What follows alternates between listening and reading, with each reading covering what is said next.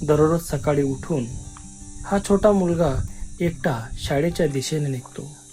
6 किलोमीटरचा प्रवास, तोही घनदाट जंगलातून.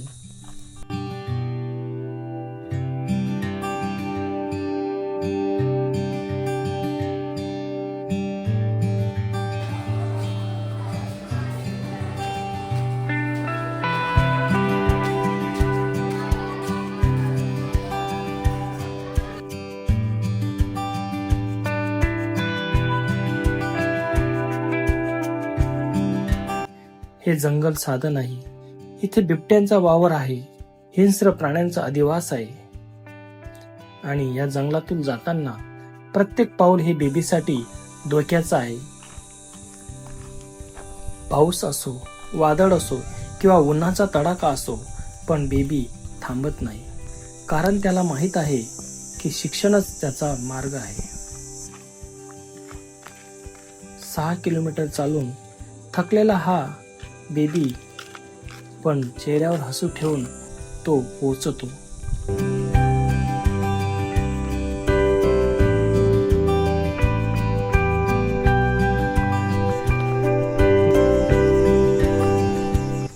हा विद्यार्थी, शिक्षकांसाठी तो फक्त विद्यार्थी नाही, तो एक सर्व विद्यार्थ्यांसाठी एक प्रेरणा आहे. कारण जिथं काही मुलं कारण शोधतात, तिथे बेबी मार्ग शोधतो.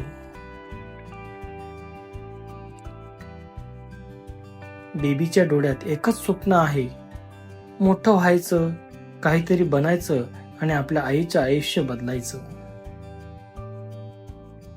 रोजच्या या प्रवासात भीती आहे, अडचणी आहेत, पण त्याहून मोठी आहे त्याची जिद्द. हा एक मुलाचा प्रवास नाही, तर हा एक संघर्षाचा मार्ग आहे, जो आपल्याला शिकवतो की परिस्थिती किती कठीण असली तरी स्वप्न मोठे असली तर कोणतीही वाट अशक्य नाही. 6 किलोमीटरचा रस्ता आणि आयुष्य बदलण्याची स्वप्न, हा आहे आपला छोटासा हिरो बेबी डुमना.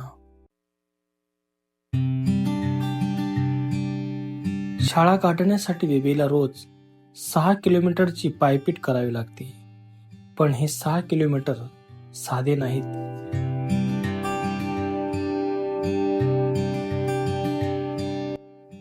बेबी ज्या रस्त्यावरून रोज येतो, तो रस्ता म्हणजे घनदाट जंगलातून जाणारा, जिथे दिवसा सुद्धा सूर्याचे किरण जमिनीपर्यंत पोहोचायला घाबरतात. याच जंगलात बिबट्यांचा वावर आहे. हिंस्र श्वापदे फिरत असतात. पण बेबीच्या मनात बिबट्यापेक्षा, अज्ञानाच्या भीतीपेक्षा अडाणी राहण्याची भीती जास्त मोठी आहे. बेडीसगावची ही शाळा म्हणजे बेबीसाठी त्याचं मंदिर आहे. तासनतास चालून आल्यावर थकवा जाणवण्याऐवजी त्याच्या चेहऱ्यावर एक वेगळंच समाधान असतं. त्याला मोठं व्हायचं, आपल्या कुटुंबाचं नशीब बदलायचं.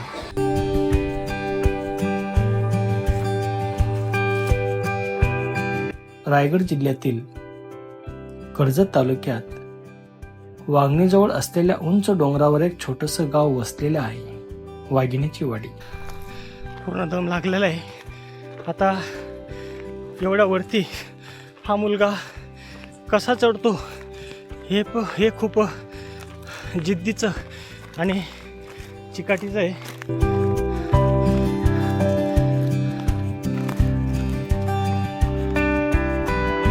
जेव्हा आपण शहरात साध्या साध्या सोयीसाठी तक्रार करतो, तेव्हा बेबी डुमना सारखी मुलं आपल्याला आरसा दाखवतात.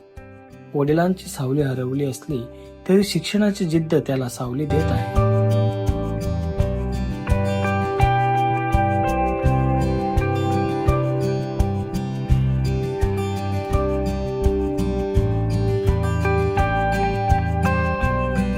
मागच्या वर्षी बेबीच्या आयुष्यावर एक दुःखाचा डोंगर कोसळला. त्याचे वडील दीर्घ आजाराने हे जग सोडून गेले. घराची संपूर्ण जबाबदारी आईच्या खांद्यावर आली. आजी, आई आणि 2 लहान भावंडे अशा परिस्थितीत शिक्षण ही चैनीची गोष्ट वाटू शकते, पण बेबीसाठी तेच जगण्याचं साधन आहे.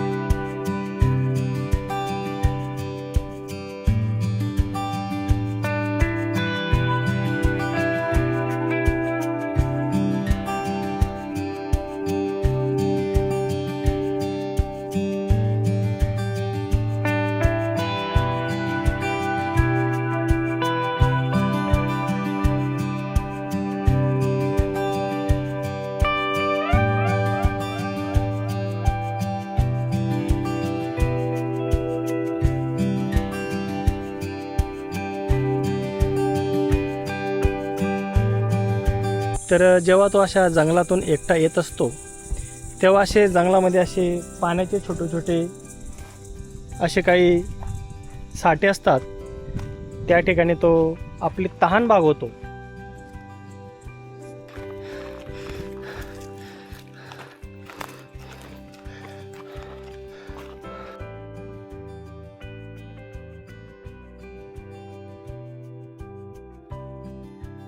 पूर्ण घाम आलेला आहे आणि अजून आपल्याला अर्धा तास मला चढाई करायची आहे. त्याच्या चेहऱ्यावर तुझभर सुद्धा घाम नाही आहे, पण मी पूर्ण, तुम्ही पाहू शकता, पूर्ण भिजलेलो आहे. चालू आहे का? लाईट गेली आहे का? तर ती आपल्याजवळ थोडं आपल्याशी थोडी तो गप्पा मारणार आहे. तर बेबी, तो रोज ह्या रस्त्याने एकटा येतो का पायी? मग तुला अशी भीती वाटत नाही का इथं असे वाघ बिबट्या याची काहीच भीती वाटत नाही का? नाही. कधी दिसलं का तुला या जंगलात कधी वाघ बिबट्या कधी?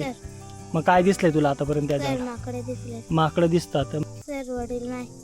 वडील वारलेत का? कधी वारलेत? सर मे महिन्यात वारले. म्हणजे या मागच्या 2025च्या मे महिन्यामध्ये वडील वारले. मग इथं घरी कोण असतं बेटा तुझं? सर मम्मी आजी. मम्मी आणि आजी. आणि मग तुमचं रोजचं मम्मी कामाला कुठे जाते? सर मम्मी कामाला नाही जात. कामाला नाही जात. आजी घरी. मामा वगैरे तुला आहेत का? हो. मामा आहेत. तर हा विद्यार्थी रोज एकटा या रस्त्यानं पायपीट करत येतो. हाच तो रस्ता आणि या रस्त्यानं तो एकटा येतो.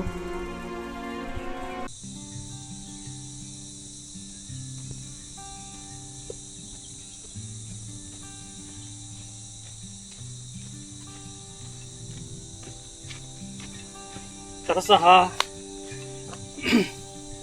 उन्हातानाचा प्रवास आपल्याला करायला कठीण होतो, पण तो कसा करतो त्या बेबीलाच ठाऊक. तर मित्रांनो, आता मोजून आपल्याला 10 मिनटं लागणार आहेत. तेव्हा आपण त्या बेबी, त्याचं नाव बेबी आहे, त्याच्या घरी आपण जाणार आहेत आणि त्याचं घरसुद्धा आपण पाहणार आहेत, जेणेकरून आपल्याला कळेल की विद्यार्थ्यांचा शिक्षणासाठी किती मोठा संघर्ष आहे आणि तो संघर्षाशिवाय आपल्याला यश मिळत नाही.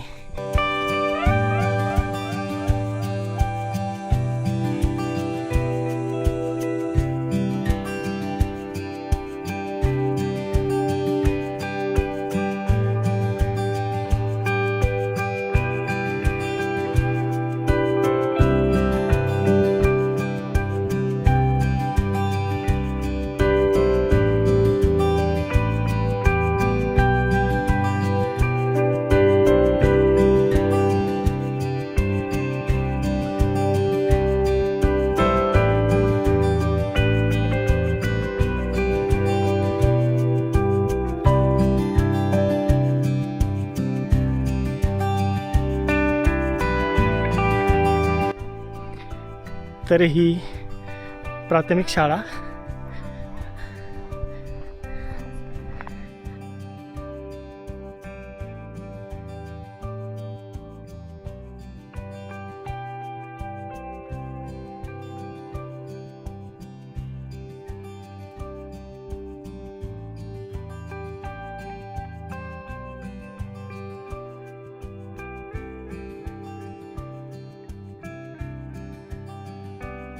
या छोट्या घरात राहतो बेबी आपल्या आई, आजी आणि 2 लहान भावंडांसोबत. पण या घरात एक जागा कायम रिकामी आहे, कारण गेल्या वर्षीच त्याच्या वडिलांनी दीर्घ आजाराने ह्या जगाचा निरोप घेतला आहे. वडिलांच्या जाण्यानंतर घराची जबाबदारी आईवर आणि स्वप्नांची जबाबदारी बेबीवर.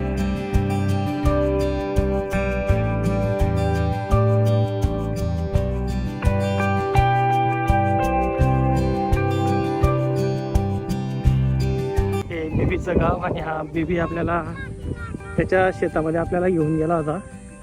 आम्ही त्याच्या घरी जातोय. तिथं थोडं पाणी वगैरे घेऊ आणि तिथून मी थोडं मार्गस्थ होईल.